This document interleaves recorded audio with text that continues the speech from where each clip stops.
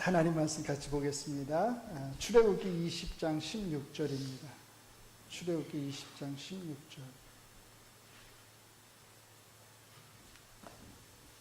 출애굽기 20장 16절.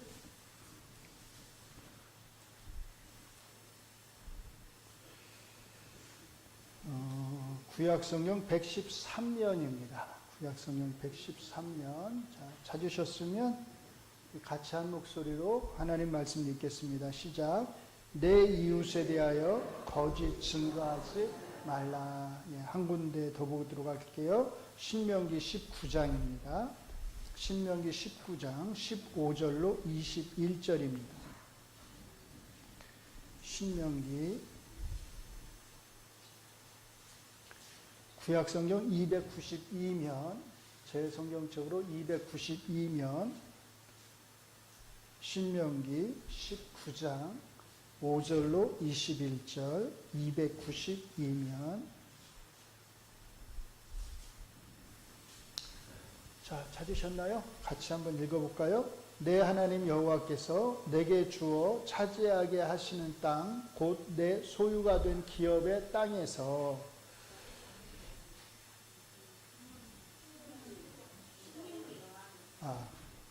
신명기 19장 15절부터, 제가 14절을 읽었네요. 자, 15절부터 읽습니다. 사람의 모든 악에 관하여 또한 모든 죄에 관하여는 한 증인으로만 정할 것이 아니요 두 증인의 입으로나 또는 세 증인의 입으로 그 사건을 확정할 것이며, 만일 위증하는 자가 있어 어떤 사람이 악을 행하였다고 말하면 그 논쟁하는 쌍방이 같이 하나님 앞에 나아가 그 당시에 제사장과 재판장 앞에 설 것이요, 재판장은 자세히 조사하여 그 증인이 거짓 증거하여 그 형제를 거짓으로 모함한 것이 판명되면 그가 그의 형제에게 행하려고 꾀한 그대로 그에게 행하여 너희 중에서 악을 제하라. 그리하면 그 남은 자들이 듣고 두려워하여 다시는 그런 악을 너희 중에서 행하지 아니하리라. 내 눈이 긍휼히 여기지 말라. 생명에는 생명으로, 눈에는 눈으로, 이에는 이로, 손에는 손으로, 발에는 발로이니라. 이 신명기 19장의 말씀을 제가 왜 택한 거냐면, 이 말씀을 잘 보시면 우리가 흔히 동해보복법이라고 말하는 이에는 이, 눈에는 눈이라는 말씀이 어떤 말씀 다음에 나와요? 거짓 증언과 관련된, 거짓 증인과 관련된 재판정 상황에서 누가 나와서 거짓으로 증언을 하면 그 사람이 어떤 목적을 가지고 거짓으로 증언을 할 거 아니에요. 그러면 그 사람이 요구했던, 원했던 것, 상대방에게 피해를 입히려고 했던 그대로 그 사람에게, 그 증인에게 갚아줘라. 이게 거짓 증인과 눈에는 눈, 이에는 이란 말씀은 연결되어 있다는 거예요. 이게 중요하다는 거죠. 오늘 저희가 9계명을 다루니까, 자, 요 프린트물을 보시면서 이제 좀 더 설명을 해 나갈게요. 자, 제76문, 제9계명은 무엇입니까? 제77문, 제9계명이 요구하는 것은 무엇입니까?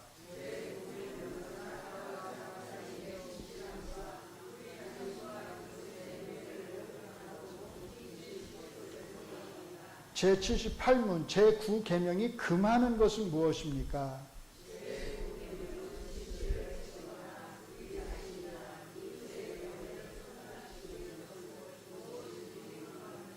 제9계명을 바르게 이해하기 위해서는 먼저 이 계명이 어떠한 상황을 염두에 두고 있는지를 알아야 합니다. 제9계명은 내 이웃을 대상으로 하고 있고 거짓 증거를 내용으로 삼고 있습니다. 즉, 제9계명의 배경은 어떤 상황이에요?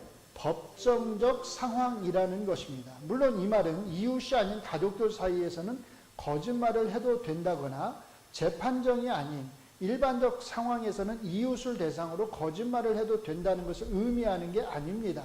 성경은 모든 상황에 대한 모든 규정의 말씀을 우리에게 제공하지 않습니다. 가장 중요하다고 여겨지는 대표적 상황에 대해서 말씀하고 있을 뿐입니다. 원래 우리가 십계명 이렇게 말하는데 문자 그대로 하면 10계명이 아니라 그냥 10개의 말씀이에요. 자, 이 10개의 말씀이라고 하는 10계명 자체가 바로 이런 성격을 가지고 있습니다. 이 10계명은 딱 10가지 상황에 대한 말씀만 주시는 게 아니라는 뜻입니다. 그러므로 제9계명과 관련해서도 우리는 하나님이 왜 법정적 상황과 관련한 거짓 증언을 금하시는지를 깊이 생각하면서 이러한 금지의 말씀이 어떻게 하나님의 백성으로서 우리의 삶 전반에 적용될 수 있는지를 살펴야 합니다. 자, 같이 읽습니다. 제9계명이 법정적 상황을 배경으로 하고 있다는 것은 이 계명이 한 개인의 정의보다는 공동체적 정의를 염두에 둔 것임을 알 수 있습니다. 10계명 전체는 한 개인의 바른 삶을 요구하시는 게 아니라 하나님의 구원받은 언약 백성으로서 이스라엘 백성 전체에 뭐를요? 공동체적 정의의 삶을 요구하시는 것입니다. 10계명을 이해할 때는 이러한 공동체적 성격을 항상 염두에 두어야 합니다. 하나님의 백성으로서의 이런 공동체적 성격의 중요성은 아무리 강조해도 지나치지 않습니다. 아마도 이것의 중요성을 가장 잘 알았던 사람은 누구요? 솔로몬 왕이 아닐까 싶습니다. 그는 다윗의 뒤를 이어 왕의 자리에 오른 후에 기브온 산당에서 하나님께 1000번제를 드립니다. 이 1000번제는 1000일 3달 열흘을 드렸다는 게 아니라 1000마리의 번제를 드렸다는 거예요. 한 번에 엄청나게 드린 거죠, 사실은. 자, 그러자 밤에 여호와께서 솔로몬의 꿈에 나타나셔서 뭐라고 말씀하셔요? 내가 내게 무엇을 줄고 너는 구하라고 하십니다. 이때 솔로몬 왕은 이렇게 답을 합니다. 같이 읽습니다. 나의 하나님 여호와여, 주께서 종으로 종의 아버지 다윗을 대신하여 왕이 되게 하셨사오나 종은 작은 아이라 출입할 줄을 알지 못하고 왕께서 택하신 백성 가운데 있나이다. 그들은 큰 백성이라 수요가 많아서 셀 수가 없고 기록할 수도 없사오니 누가 주의 이 많은 백성을 재판할 수 있사오리까. 듣는 마음을 종에게 주사 주의 백성을 재판하여 선악을 분별하게 하옵소서. 먼저 솔로몬 왕은 자신이 왕의 자리에 오른 것이 하나님의 주권적 행위임을 고백합니다. 그리고 자기 자신의 부족함을 고백하면서 자신에게 주어진 큰 백성의 무엇을요? 선악을 바르게 분별할 수 있는 재판을 할 수 있게 해달라고 요구합니다. 쉽게 말해서 우리는 그냥 솔로몬을 지혜의 왕으로 알고 있지만 솔로몬이 구했던 지혜는 일반적으로 자기 백성을 바르게 재판하는 지혜였습니다. 1차적으로 솔로몬 왕은 하나님의 백성 공동체에 같이 읽습니다. 하나님이 바라시는 정의와 공의를 행하고자 했던 것입니다. 그는 하나님이 이스라엘 왕에게 바라시는 바가 무엇인지를 정확히 알고 있었던 것입니다. 그러므로 성경도 그 다음에 하나님의 반응에 대해서 이렇게 말씀합니다. 같이 읽습니다. 솔로몬이 이것을 구하매 그 말씀이 주의 마음에 든지라. 여기에서 이것은 구체적으로 뭐겠어요? 재판하는 지혜죠. 재판을 잘하는 지혜를 가리킵니다. 그리고 그것이 함축하는 것은 같이 읽습니다. 이스라엘 공동체의 정의와 공의였기에 이 요구가 하나님의 마음에 들었고 그가 구하지 아니한 부와 영예까지도 주시겠다고 약속하신 것입니다. 그러므로 법정적 상황을 염두에 두고 있는 제9계명 역시 하나님이 이스라엘 백성을 통해 이루고자 하신 하나님 나라 천국의 정의와 공의를 실현하는 데 목적이 있습니다. 법정에서 이루어져야 할 정의에 있어서 증인은 너무너무 중요하겠죠. 매우 중요한 역할을 했습니다. 오늘날처럼 CCTV나 녹음기 또는 디지털 자료 등이 있는 사회가 아니었기에 어떤 사건의 진실 여부를 가리는 데 있어서 증인의 증언은 결정적일 수밖에 없었습니다. 그래서 거짓 증언은 단순한 말 실수가 아니라 같이 읽습니다. 한 사람의 생명과 재산, 명예와 가정 전체를 무너뜨릴 수 있는 심각한 죄였습니다. 여기에서 사용하는 거짓이라는 단어 자체가 이 주의 심각성을 보여줍니다. 거짓을 나타내는 히브리어 쉐케르는 단순한 착오나 실수가 아니라 뭐르려 진실을 왜곡하고 신뢰를 깨뜨리는 거짓을 가리킵니다. 근데 여기에는 뭐가 들어가 있냐? 의도성이 들어가 있는 거예요. 일부러 그렇게 한다는 거예요. 그래서 구약 성경에서 이 단어는 거짓 맹세, 거짓 선지자, 그리고 거짓 저울에도 사용됩니다. 이 모든 행위에는 진실을 숨기고자 하는 의지적 행위가 들어가 있는 것입니다. 이렇게 심각한 거짓 증언의 폐해를 막기 위해 저희가 아까 읽었죠. 신명기 19장 15절로 21절은 한 사람의 증언만으로는 정죄할 수 없고 두세 명의 증인을 요구하도록 했습니다. 여기에서 우리가 주목해야 할 게 있습니다. 우리가 흔히 동해보복법이라고 말하는 눈에는 눈, 이에는 이에 대한 말씀이 이 거짓 증언과 관련하여 사용되고 있다는 것입니다. 다시 한번 읽습니다. 재판장은 자세히 조사하여 그 증인이 거짓 증거하여 그 형제를 거짓으로 모함한 것이 판명되면 그가 그의 형제에게 행하려고 꾀한 그대로 그에게 행하여 너희 중에서 악을 제하라. 그리하면 그 남은 자들이 듣고 두려워하여 다시는 그런 악을 너희 중에서 행하지 아니하리라. 내 눈이 긍휼히 여기지 말라. 생명에는 생명으로, 눈에는 눈으로, 이에는 이로, 손에는 손으로, 발에는 발로입니다. 그러니까 거짓 증언을 한다고 하는 게 재판정에서 얼마나 큰 죄였는지를 우리가 알 수 있는 거예요. 우리가 흔히 아는 대로 동해보복법은 모든 죄에 해당하는 말씀이 아닙니다. 모든 죄에 대해서 똑같이 갚아라 이렇게 말씀하지 않아요. 그러나 적어도 법정에서의 거짓 증언에 대해서는 동해보복법이 적용되는 것을 알 수 있습니다. 이것은 오늘날 우리가 흔히 생각하듯이 법정 자체가 어떤 거룩한 어떤 성역이어서가 아닙니다. 이것은 법정에서의 거짓 증언이 그만큼 이웃에게 큰 피해를 줄 뿐만 아니라 공동체 전체의 신뢰를 무너뜨리고 왕으로서 이스라엘을 통치하시는 뭐르려? 하나님의 공의를 굳게 하기 때문입니다.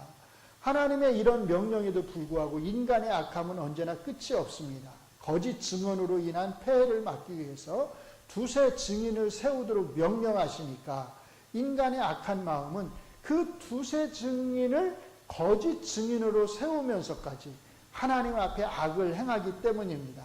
대표적인 사례를 구약과 신약에서 각각 하나씩만 들도록 하겠습니다. 구약 성경의 대표적인 예는 열왕기상 21장에 나오는 나봇의 포도원 사건입니다. 아합 왕이 나봇의 포도원을 탐냈지만 나봇이 조상에게 받은 기업이라 팔지 않겠다고 합니다. 그러자 이세벨이 장로들과 귀족들에게 편지를 보내고 불량자 두 사람을 증인으로 세워서 나봇이 하나님과 왕을 저주하였다고 거짓 증언을 하게 합니다. 결국 나봇은 돌에 맞아 죽고 아합은 그의 포도원을 차지합니다. 이세벨이 행한 이 행위의 심각성은 바로 그 다음에 나오는 하나님의 말씀을 통해서 알 수 있습니다.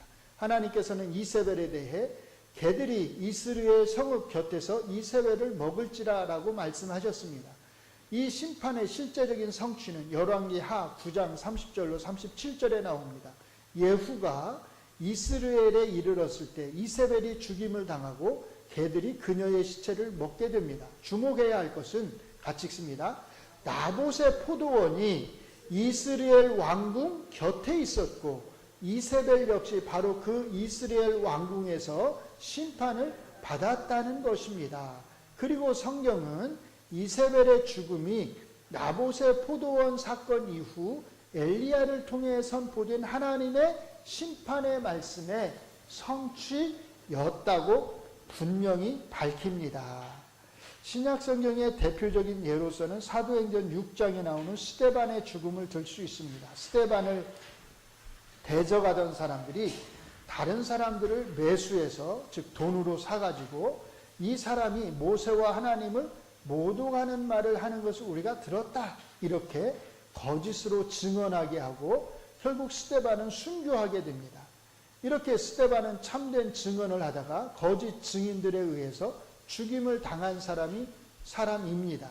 이것은 예수님의 재판 장면과도 연결이 됩니다. 이와 같이 인간의 악함은 하나님의 선하신 계명까지도 자신의 악을 행하는 데 이용하는 것을 알 수 있습니다. 그만큼 인간이 악한 거예요.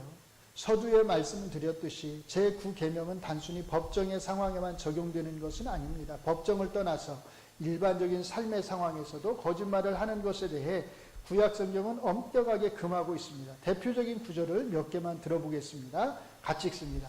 여호와께서 미워하시는 것, 곧 그의 마음에 싫어하시는 것이 예 7가지니 곧 교만한 눈과 거짓된 혀와 무죄한 자의 피를 흘리는 손과 악한 계교를 꾀하는 마음과 빨리 악으로 달려가는 발과 거짓을 말하는 망령된 증인과 및 형제 사이를 이간하는 자이니라.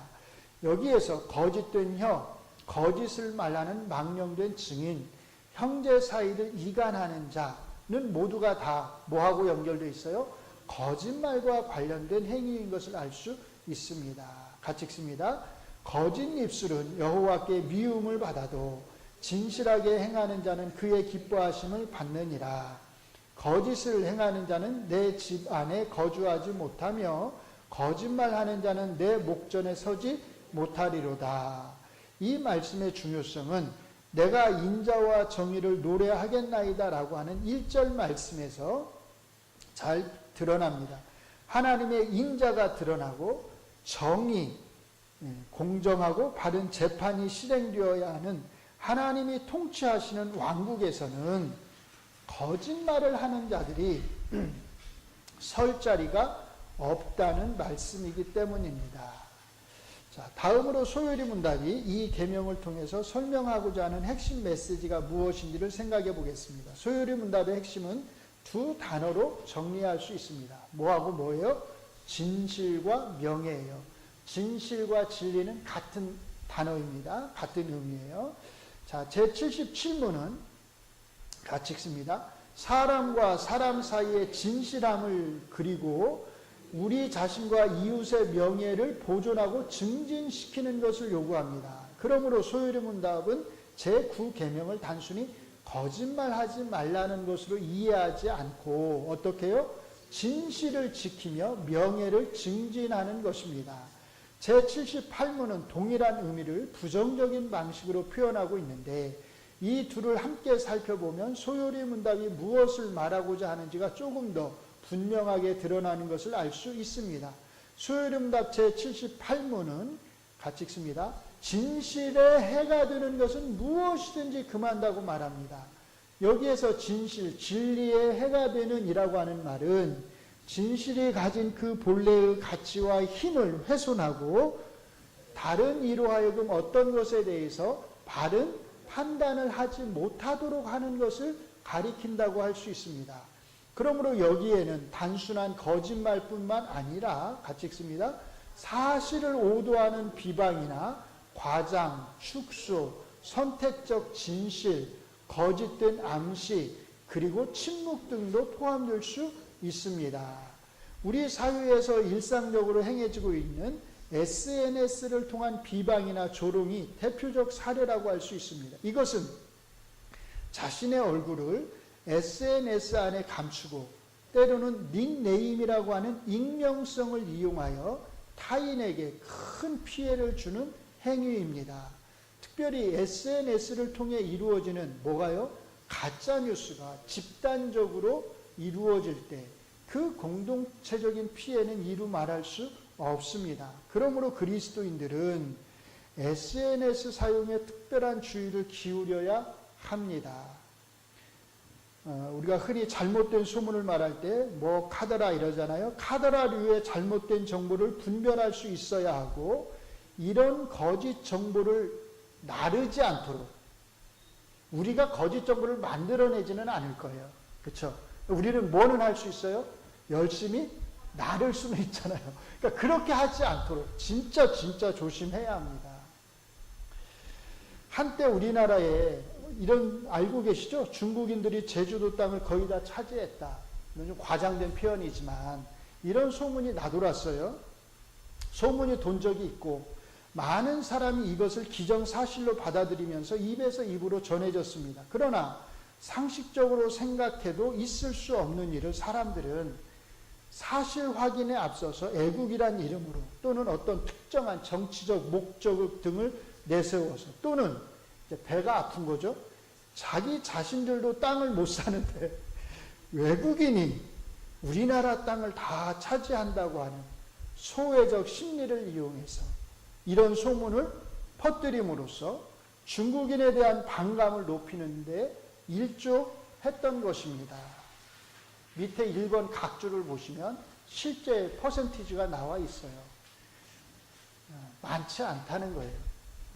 교회 공동체가 소요리 문답의 적용과 관련하여 생각할 수 있는 또 하나의 중요한 적용점은 침묵이라고 할 수 있습니다. 교회 공동체가 자기 자신들의 신앙과 신앙적 이익과 관련된 것이 아니면 정치적이라고 하는 명목을 내세워서 침묵으로 일관하려고 합니다. 그래서 동성애의 문제에 있어서는 적극적으로 목소리를 내세우지만 사회적, 정치적 악에 대해서는 중립을 내세워 침묵하려고 합니다. 동성애는 정치적인 문제일까요? 아닐까요? 정치적인 거예요? 아니에요? 정치적이다? 아니다.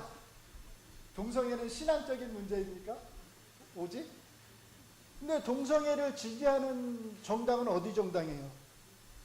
진보 정당이잖아요. 동성애를 지지하는 정당.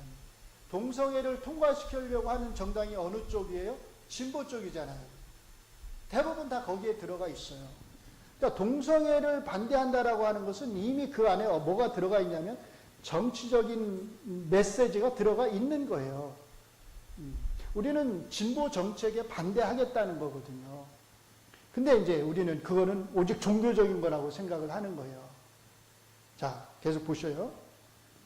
최근 우리 사회의 중요한 공적 사건들을 보아도 진실이 왜곡되고 거짓 정보가 반복될 때 공동체 전체가 얼마나 큰 혼란에 빠지는지를 보게 됩니다. 이것은 단순히 정치적 입장의 문제가 아니라 하나님 앞에서 진실, 즉 진리와 정의가 어떻게 보존되어야 하는가의 문제입니다. 교회는 제가 늘 이야기하잖아요. 특정 정파의 편에 서기 위해서 말하는 것이 아니라 진실이 왜곡되고 이웃의 명예와 공동체의 정의가 훼손될 때 뭐 하지 말아야 돼요? 침묵하지 않는 책임을 배워야 합니다. 제 말이 틀렸나요?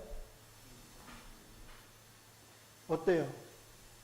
우리는 직접적인 피해를 안 받으니까 교회는 오직 말씀 전하고 말씀 듣고 그것만 해야 되나요? 교회는 사회적 책임이 있습니다. 교회는 그 어떤 단체보다 공동체적인 책임이 있어야 돼요. 그런데도 교회 공동체는 최근에 있었던 12.3 계엄 사건에서도 볼 수 있듯이 정치적이란 이름으로 이 문제에 대해서 침묵했습니다. 이것은 정치적 이념의 문제가 아니라 같이 읽습니다. 국가의 존재 목적과 국민의 자유와 권리 그리고 정의에 대한 문제임에도 말입니다. 이 사건에서 얼마나 많은 거짓말들이 사용되었는지 우리가 잘 알잖아요. 모를 정도입니다. 그냥 봐도 거짓말인 게 뻔한데 뻔뻔하게 거짓말을 해댑니다. 권력이 진실을 자기 유익에 맞게 왜곡할 때 사람들은 참과 거짓을 혼동하게 됩니다. 그리고 그 거짓이 반복될수록 공동체는 점점 더 깊은 불신과 분열 속으로 들어갑니다. 문제는 그리스도인들 역시 분별력을 잃으면 그런 왜곡된 말에 쉽게 휩쓸릴 수 있다는 것입니다. 이것은 사람과 사람 사이의 진실을 유지하고 증진시켜야 한다고 하는 제77문과 진실에 해가 되는 것 또는 우리 자신과 이웃의 명예에 해가 되는 것은 무엇이든지 금한다고 하는 제78문에 명백히 위배되는 것입니다. 자, 같이 읽습니다. 무엇보다 심각한 것은 이렇게 명백한 문제에 있어서까지 교회 공동체가 하나의 목소리를 낼 수 없을 정도로 정치적 이념에 사로잡혀 있다는 사실입니다. 그래서 목사님들이 잘못된 것을 보고서도 이거 잘못이다 이렇게 말을 못하는 거예요. 왜? 성도들이 떨어져 나갈까 봐. 그 말 했다가 취소하신 분도 계셔요. 근데 교회가 정말 그래야 되겠네요. 아까 그랬죠? 자, 여기 동성애 문제. 이것은 오직 교회를 위한 일이고, 사회에서 누군가 폭력에 의해서 피해를 당하려고 하면 이것은 정치적인 일일까요? 그렇지 않다는 거예요. 내가 피해를 안 당해도 누군가 국가의 권력에 의해서 피해를 당할 입장에 놓인다면, 그리고 그것이 다수로 이루어진다면 교회는 당연히 그 잘못된 부분에 대해서 지적을 해야 되지요. 그거는 정치적인 영역이 그걸로 한정할 수 있는 게 아니라는 것이에요. 동성애가 나쁠까요? 사람을 집단으로 폭행하는 게 나쁠까요? 여러분들 어떤 게 더 나빠요? 동성애가 더 나빠요? 둘 다 나쁘죠. 둘 다 나빠요. 둘 다 그렇게 하면 안 돼요. 근데 진보 정권은 제가 볼 때 하나님 말씀에서 항상 너무 멀리 나갑니다. 그러니까 인권을 존중하는 건 좋지요. 그거는 성경을 가르치는 거예요. 하나님의 형상으로서 모든 사람은 다 하나님의 형상을 지닌 사람으로서 다 존중을 받아야 돼요. 믿는 사람이든 믿지 않는 사람이든. 그런 면에서 인권을 존중하는 의도는 좋은데 이게 하나님의 말씀을 넘어서 나가는 거예요. 그래서 동성애자까지도 우리가 혼인을 허락해야 된다라든지 뭐 자녀를 뭐 입양시킬 수 있도록 해야 된다라든지 이거는 너무 멀리 나가는 거죠. 그러니까 진보의 위험은 항상 이런 데 있어요. 개인적으로는 이제 또 불만인 게 뭐냐, 교육적인 면에서 학생들의 인권을 또 너무 그것만 높이다 보니까 어떻게 됐어요? 선생님들의 학교 권위가 완전히 다 사라진 거예요. 이건 어디서 주로 진행한 거냐면 진보 정권에서 진행한 거예요. 하나만 더 지적하면 물가입니다. 진보 정권은 자유시장 경제를 추구해요. 자유시장 경제. 그냥 한마디로 말하면 시장은 정부가 관여하지 말라는 거예요. 그냥 시장 안에서 사람들이 자유스럽게 가격을 조절하면서 맞춰간다는 거예요. 근데 사람 그러나요? 뭘 해요? 담합을 하죠. 그래서 우리는 이렇게는 내리지 말자. 그럼 어떻게 해야 돼요? 정부가 사실 간섭을 해야죠. 간섭을 안 하니까 우리만 힘든 거예요. 왜? 가격을 막 높여서 잡아. 물가가 막 올라가요. 그건 다 제가 볼 때는 진보 정권이 자유를 준다는 명목으로 그냥 손을 놓고 있는 거예요. 정부가 해야 될 일을 안 한 거죠. 이게 한 번 올라가니까 다시 잡는 거는 쉬운 일이 아니에요. 이런 정책적 잘못들이죠. 근데 보수 정권은 제가 볼 때 그래도 정책적인 면에서는 괜찮은 부분들이 있어요. 근데 늘 위험이 있어, 보수 정권. 어떤 위험이요? 어떤 위험이겠어요? 국민에게 폭력을 행사하려고 하는 위험이 태생적으로 있는 거예요. 태생적으로. 그래서 대통령이 말하는데 일어나서 뭐라고 했다고? 뭐 한다고 그래요? 이틀막이라고 그러죠. 입을 막고서 끄집어내요. 물론 그러면 안 되죠. 그 사람도 잘못한 거죠. 대통령이 말하면 잘 듣고 나중에 손들고 자기 의견을 말하면 되는데 말하고 있는데 그것도 한 나라의 대통령이 말을 하고 있는데 근데 또 그렇다고 또 입을 틀어막아서 끌어내는 것도 제가 볼 때는 좋은 모습은 아니에요. 진보 정권의 대통령은 그렇게는 안 하잖아요. 그렇죠? 그리고 사람들이 데모한다고 또 어떡합니까? 보수 정권에서는 물대포로 쏴가지고 죽게 만들잖아요. 그것도 보수 정권에서 일어난 일이에요. 그리고 얼마 전에 있었던 12.3 개헌. 그런 일을 진보 정권에서는 생각도 안 합니다. 보수 정권에서 그런 일을 하는 거예요. 그러니까 진보나 보수나 우리 그리스도인이 볼 때는 다 어때요? 다 위험해요. 우리가 볼 때는. 다 하나님 말씀의 기준을 초과하거나 미치지 못하거나 다 문제가 있어요. 그럼 우리는 어떻게 해야 되느냐?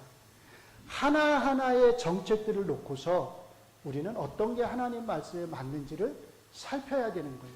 이걸 집단으로. 물론 우리는 선거 때는 어쩔 수 없이 우리의 아픔, 우리의 슬픔인데 어쩔 수 없이 어느 한쪽에 투표를 해야 되겠죠. 그건 안 하면 좋겠는데 하고 싶지는 않은데 어쩔 수 없어요. 해야 돼요.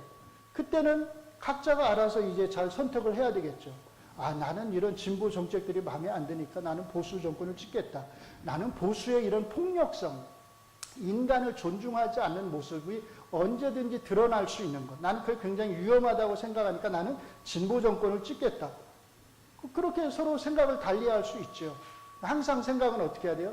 둘 다 우리한테는 다 문제가 많다예요. 그러나 명백하게 우리가 동성애에 대해서 여기 반대하실 분들 없죠?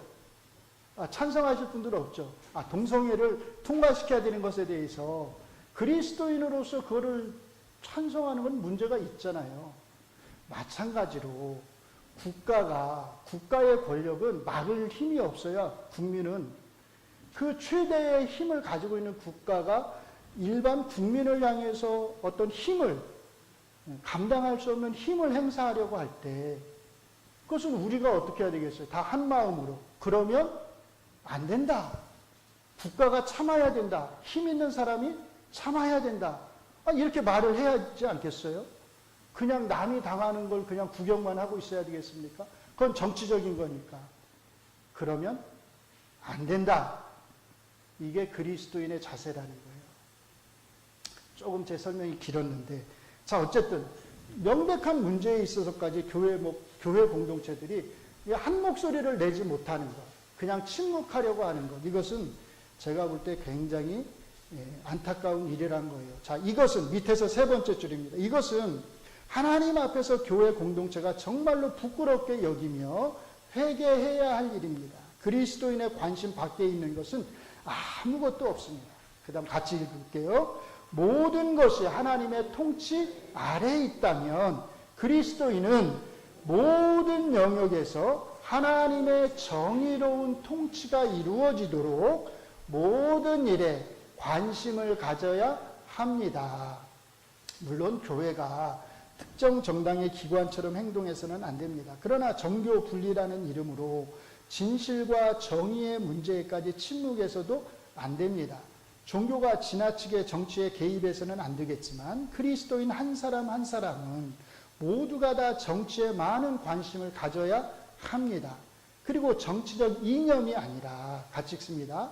복음에 비추어서 각각의 정당이 펼치는 정책에 대해서 바르게 평가할 수 있어야 합니다. 그러나 우리의 지혜와 지식에는 한계가 있기에 바르게 평가하는 데 역시 한계가 있을 수밖에 없으며 우리는 이것을 인정해야 합니다. 그러므로 어떤 정책에 대해서 그리스도인들 사이에 의견의 차이가 있을 수 있고 서로 다른 정당을 지지할 수 있습니다.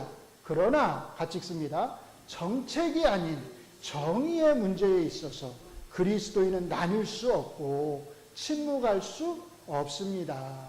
성경에서 진리는 단순히 어떤 사실의 정확성만을 뜻하지 않습니다. 하나님께 사용될 때 진리는 하나님의 신실하심과 연결됩니다. 하나님은 자기 자신에게 진실하시고 자기 백성과 맺으신 언약에 신실하신 분입니다. 그러므로 하나님의 백성도 하나님과 이웃 앞에서 진실하고 신실한 공동체로 살아가야 합니다. 그러므로 제9계명은 다른 어떤 계명보다 이 진리 개념과 깊이 연관되어 있으며 소요리 문답은 그 의미를 적절하게 확장하여서 그리스도인이 사회의 모든 분야에 있어서 이 진실을, 이 진리를 유지하고 증진할 뿐만 아니라 자기 자신의 이름과 타인의 이름이 손상되지 않도록 해야 할 것을 말하고 있습니다.